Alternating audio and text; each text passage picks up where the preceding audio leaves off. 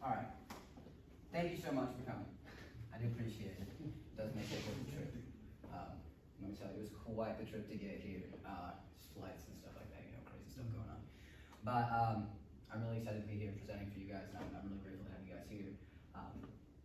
But to start, my name is AJ Bernal. I go by AJ. You might see Andrew pop up every once in a while. But preferred name is AJ. I go to the University of Kentucky right now. I'm studying my DMA in home performance with Dr. Margaret Tung. So as you can see by the title of the project, title of the presentation, actually, we're not going to be talking specifically about horn-related topics. However, program notes are a vital part of performances. And to jump into a little bit about why I decided to go with this presentation, around March, a little birdie, Dr. Tung, told me I should consider presenting at IHS this year, and because I had already planned on going, and so I took some time to think about what I wanted to do, and around that same time, in my music theory class, we had found out that our final project was going to be program notes, and I was relieved because my master's thesis was actually extended program notes, and so the short little 2-page program note project for the end of theory was actually, I was really happy because it wasn't anything too in-depth. But the rest of the class, you just felt the energy drop in the room. They were freaking out. They didn't know anyone knows how to write program notes. And I was so surprised because I just kind of assumed that people knew how to write program notes. So when I was talking to some of my friends, they said, yeah, I don't know why we have to write program notes. You can just look them up online. So that's the basis on the presentation as a whole. So let's start out with the purpose of program notes. For me personally, I like to sit in a recital or a concert, and I like to read through the program notes as the music's happening. First of all, it keeps me focused and engaged in the performance, but there's also a couple little good tidbits of knowledge within the program notes themselves. But that's not entirely the purpose of program notes. It's not just to keep the audience in the conversation or in the performance. There's a couple other reasons. First and foremost, for yourself. Okay, doing the research, doing the background, the grunt work of finding out some little tidbits about the composer, some historical information. That's all really important for you in your preparation for your performance, right? Doing the research helps you practice and perform the work. In addition, doing the research, the performer can find historical information about the composer, historical information about the time period leading up to the creation of the composition. And that's leading up to, that's a good point, because anything after, unless there's awards or contributions or something happening from that piece after the fact, really after it doesn't really hold a lot of value. So leading up to is really important. You can find important musical characteristics of the composer that could be incorporated into the piece. And then key moments of the work that should be elaborated on during the performance, which comes from some analysis that you can do. But not just for you, but don't forget about the audience. Program notes can help the audience better understand the piece. With the audience better understanding the piece, they can better enjoy your performance too. So it's a little bit of both in there. But you can definitely find some program notes online, that is for sure. So let's talk about some pros and cons about the pre-written program notes that you can Google, right? Pros, already written, right? Which means that there's less work to do, okay? It's a lot easier to copy and paste pre-written text right into your program. But, and you can also still learn about the piece, right? Program notes still have, pre-written program notes still have valuable information in there. But on the con side, you don't really get the full scope of the piece, right? Just researching program notes can be helpful, but there's a lot more work that you can do to learn about the piece. You don't get to say what's important in your program note. Okay, that's another little thing about program notes is you can say, okay, I find that XYZ is important, and I want you to hear this, right? If someone else, like say Barry Tuckwell in his liner notes said XYZ is important, you could have the opportunity through your research to say, yeah, I think that's important, but I think this is also important. And then of course there's always opportunities for plagiarism in the copy-paste method, okay? So, if I decide that I do want to write my own program notes, how do we do that? there's two types of program notes. You have the extended version and the condensed version. Okay, the extended version is going to be your first draft for the condensed program notes. That's where you have all your information before you start picking out, weeding out what you don't want. Extended program notes can also be used for extended research projects and academic projects. And it can be helpful as a teacher as well, assigning projects like program notes, because it gets your students researching, it gets your students kind of digging, finding information and digging holes and, kind of letting them figure out what they like and what they don't like, especially if they're, younger, middle, high school age. The other kind is the condensed program notes, which is used for the concert recital programs, and it's also used as a general overview of a piece.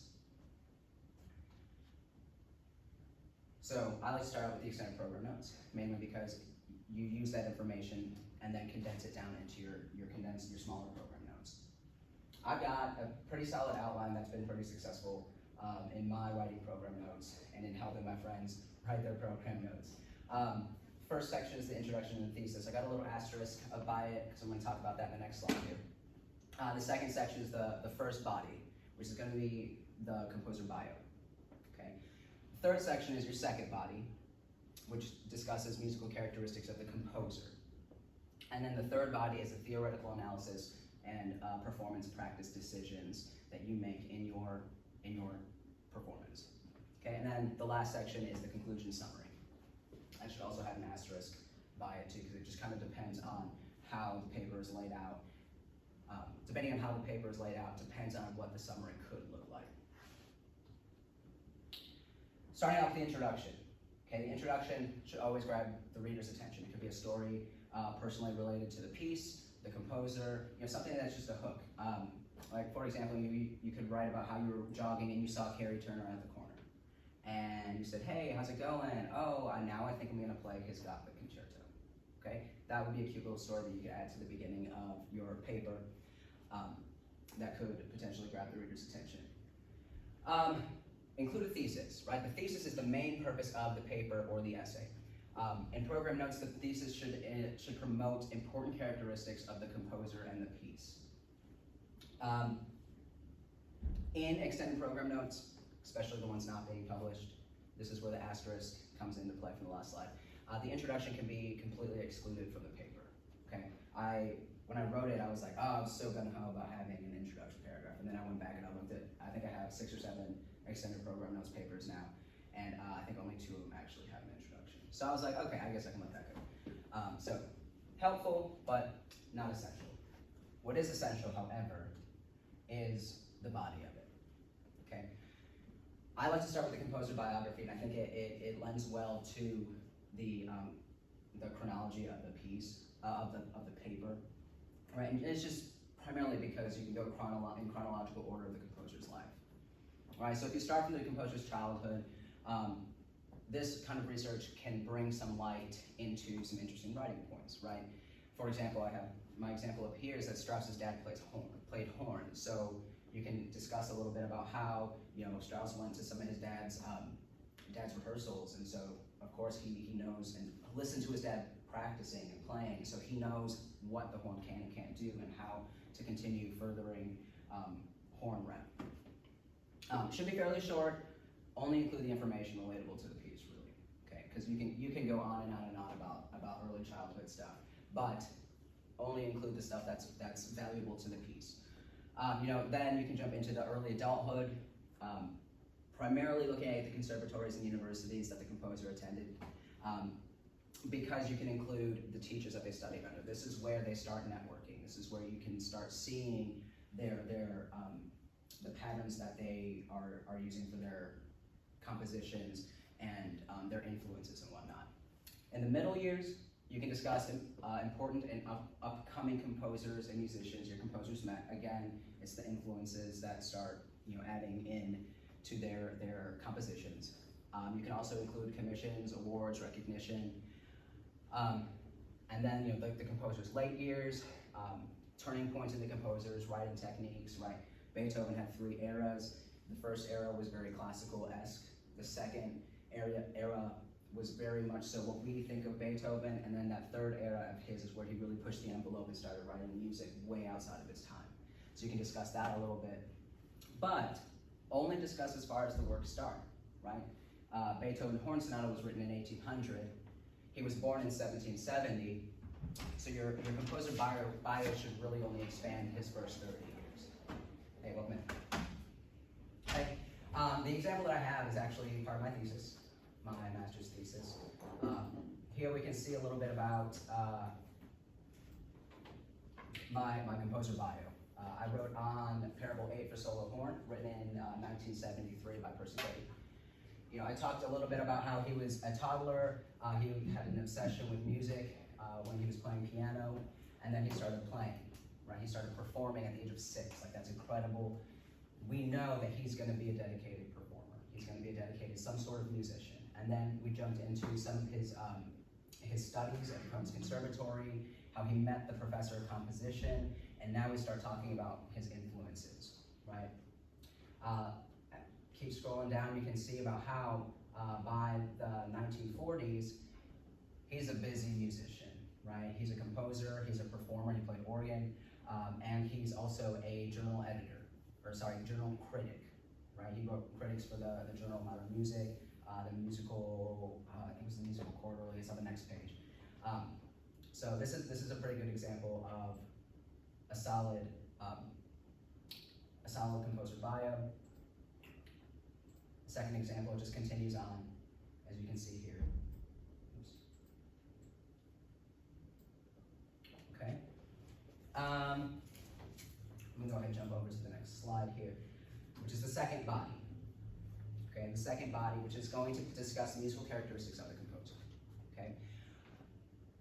In my wind literature class in my master's, Dr. Morehouse, the professor that taught that, he was on board that there's really only 6 musical characteristic categories. You have melody, harmony, rhythm, timbre, form, and the miscellaneous. Okay, and the miscellaneous encompasses articulation, dynamics, it could be extended techniques and whatnot in there as well.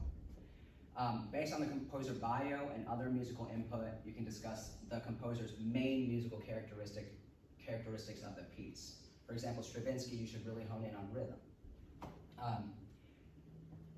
Let's see here.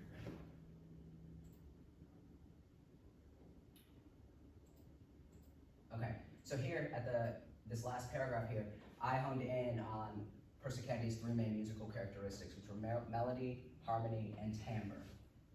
Okay, and then I wrote a little bit about how his melodic content throughout the piece derived from his 7th Symphony, and then his harmony, although it's an unaccompanied piece, there are hints at harmonic progression throughout. And then, of course, timbre, I focused in on the extended techniques used, like the stop horn, the flutter tongue, the glissandi, and whatnot.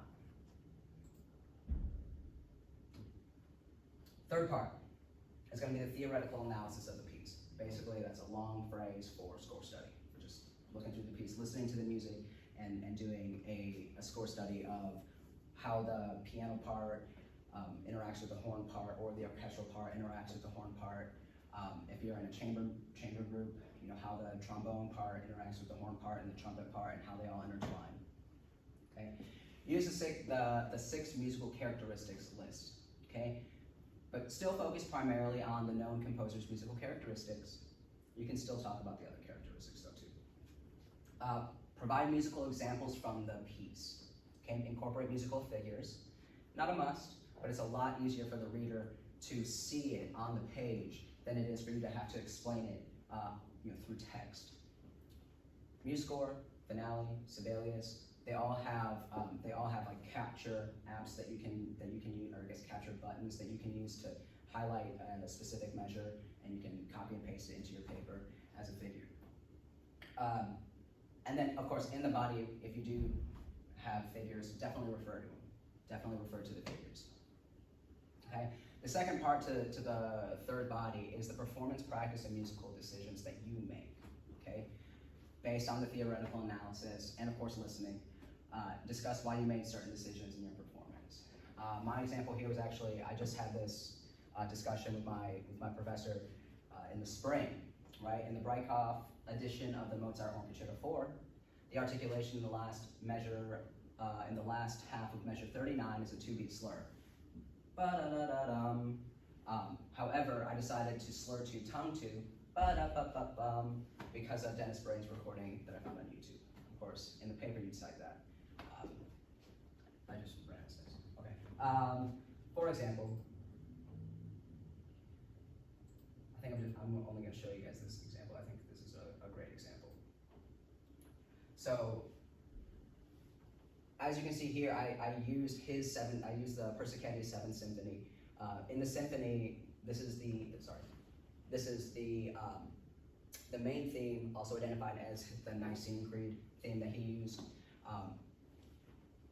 4 horns, and the lines are all broken up. The singular line is broken up within the all 4 horns. You can see here at the 5/8 bar, he even splits it. Horn 3 is open, and horn 4 is with a mute.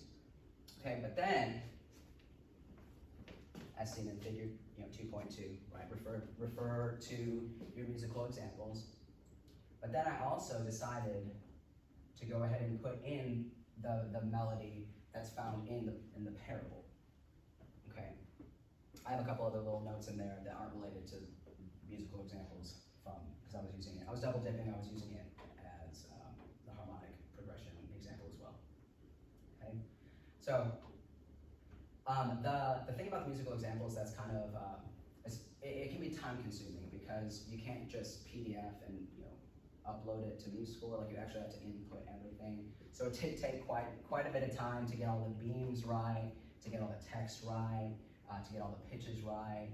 Sometimes F sharps show up as G flats in finale and MuseScore. So it was kind of time consuming. But in the end, especially if you're submitting it for like an article or if you're submitting it for a research project, it looks good. It's worth the investment in time. Okay. Last section is the conclusion. Summarize your research. This can go a couple of different ways. If you're going to write out a paragraph as your conclusion, you can restate the thesis. You can focus in on important parts of the biography, rediscussing important musical characteristics, discuss the important musical. Okay, I guess I have that in twice. And then you can end with a confident statement. Don't end with, I hope you enjoy the performance of my piece.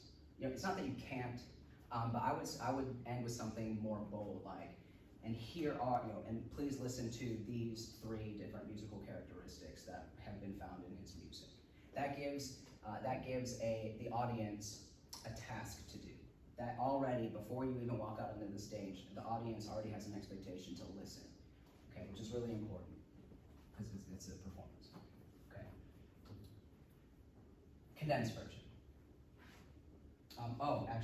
Before I go on, so the conclusion in my Persichetti paper, I omitted the conclusion because I added a 2-page graph. It's only 2 pages because there's a bajillion extended techniques in the Persichetti. So I decided to add a graph instead of a conclusion paragraph that explained every single extended technique used in the piece. I labeled what measure it was in, and then I also explained how to do the extended technique. So just in case someone's like, oh, well, how do you flutter tongue? Okay, it's like rolling your R's while you're playing.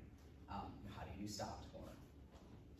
And whatnot. So, writing the program notes, the condensed version should be a micro version of the extended program notes. This is where you start weeding out all the lesser information. You really bring out the stuff that you want to promote. Okay.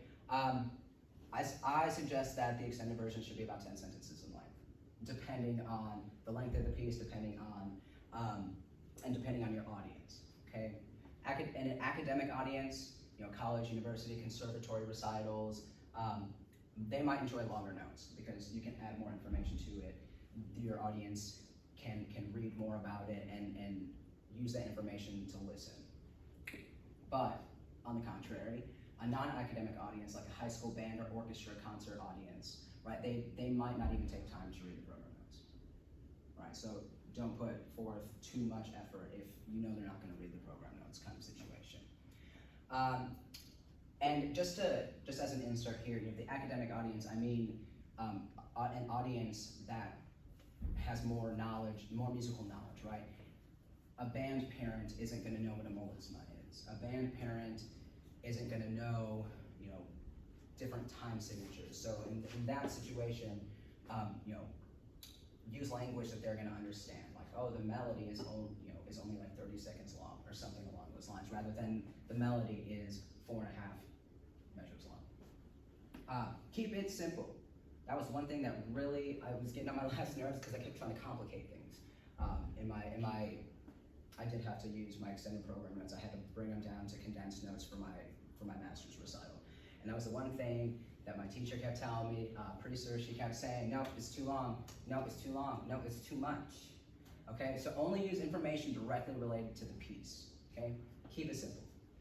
And then watch your language. This kind of goes back to that first bullet point up there at the top, right? Academic audiences, they'll have a deeper understanding of musical terminology.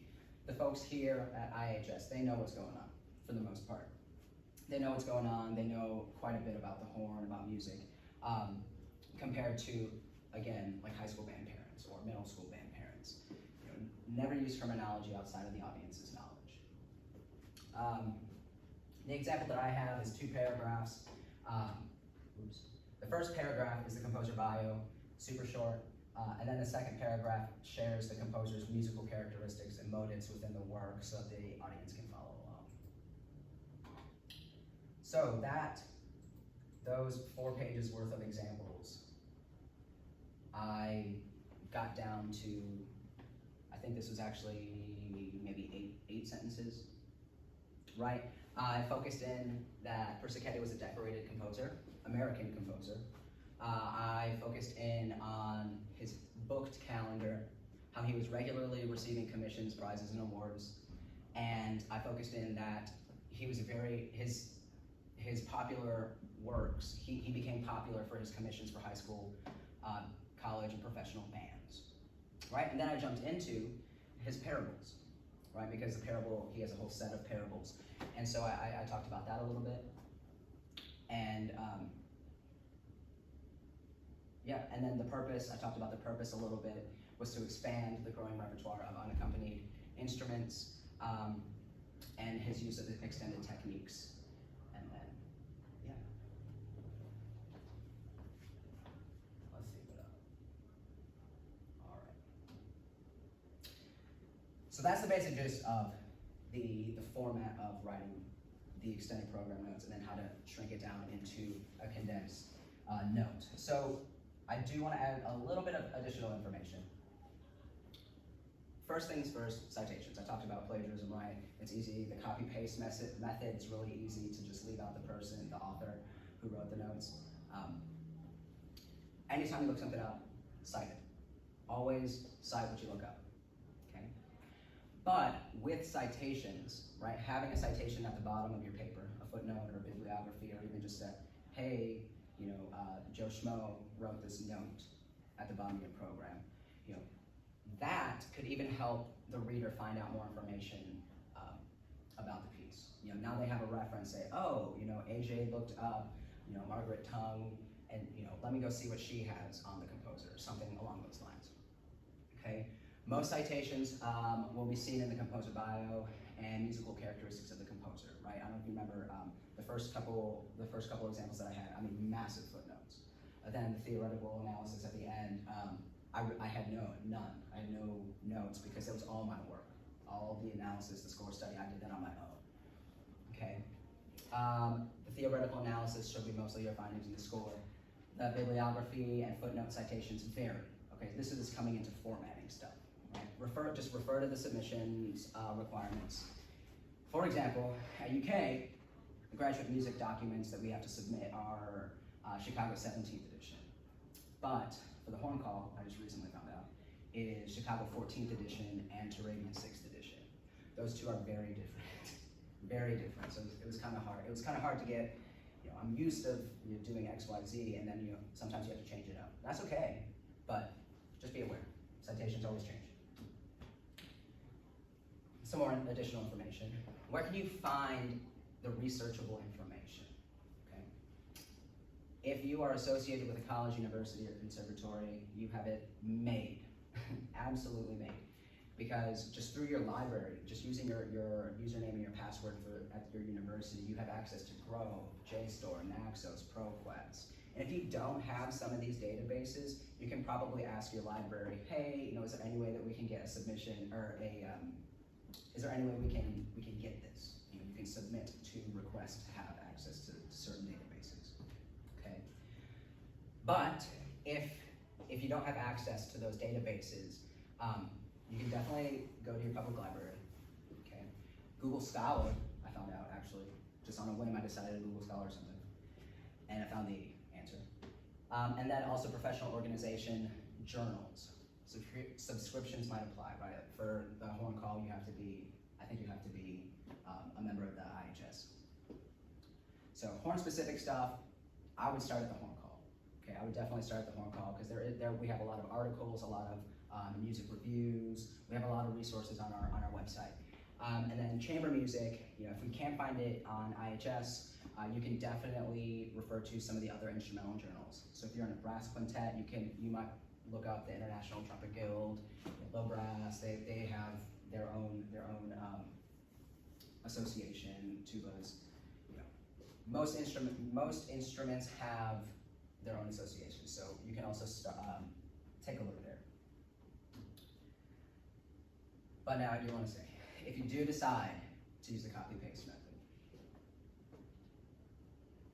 just be sure to give credit to the original author. In a program, just simply write, just notes written by, you know, John Doe, or notes written by the New York Philharmonic if there is no name available, or you can find the notes on www.ihs.com. Okay, and I think, you know, now, you know, in 2022, post-pandemic, current pandemic, we have more access to online resources, to, you know, the internet, the web, technology. You know, you might consider posting printing a web link or a QR code for the audience to use to find more information. In fact, actually our programs were QR code, you know, just scan your phone. Yeah, I think that's super helpful. And it cuts down on paper, which is also great. So to wrap up, writing your own program notes is always the best option, okay? Because you do the research for you. You can incorporate it into your practice and your performance, okay? Follow the outline, right? You had the introduction, you had the first body, which is the composer bio, second body, the musical characteristics of the composer, third body, the theoretical analysis and performance practice decisions, and then the conclusion. I put chronological order there just as a reminder for the composer bio. Just go ahead and just do it chronological order. Condensed notes should be a summary of the extended notes. Always give credit to your writers, use citations. And then if you can't find something, you just keep researching or ask somebody. We have an awesome network on Facebook. I don't know about Instagram quite yet. I'm trying to get in. I dive into Instagram and then I slack off. I go back to Facebook. But Facebook for sure, the Horn Players group is incredible. They are so helpful. People all the time are asking questions. I think I wanted to just double check and make sure that my horn case was going to fit on the plane, and I just searched in the group chat, plane, and boom, countless threads popped up. So don't be afraid to ask. And then, you know, yes, program notes are for you, but program notes are also for the audience too. So, all right, just to make sure, that's all I got. All right, so thank you so much for joining me. I really appreciate it. My Instagram is literally brand new. I just made it like 2 days ago. Again, I jump into Instagram and then I go back to Facebook. So yeah, feel free to send me a message. I'm in the works of getting some more, I'm in the works of getting web page up, so I'll post it on the web page. I think they're gonna archive my presentation too, so hopefully it'll come in handy one day. So thank you so much.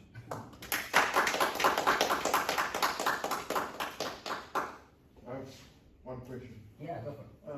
For the horn music, the repertoire was heavy in the classical period, Yeah. Baroque period, and let's say you found a piece that's was composed by one of these sidelined composers, not Mozart or Beethoven or Punto.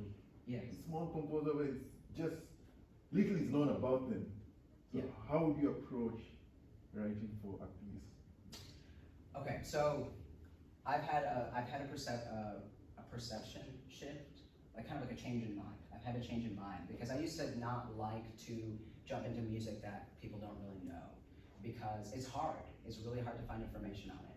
However, I've started to like it now because you could potentially be the first person to write about it, right? So for that, so in those instances, find, you're gonna do, if like say you have like a bubble, right? Like this is like the Beethoven bubble and this guy's like right over here. Start with the big picture. Start with the big picture and see if you can get in that direction, right? Think about the time period. Think about like geographical areas, Bohuslav Martinu. I had no idea, but he was in Paris at the same time as Stravinsky around the Rite of Springtime. So I was able to find a lot of information about Stravinsky when I did his research, and then I found a book that said, oh yeah, he was friends with Bohuslav, and then you can go into those directions. There's gonna be a lot of you're making the decision on your own, absolutely, and that can be very, very scary.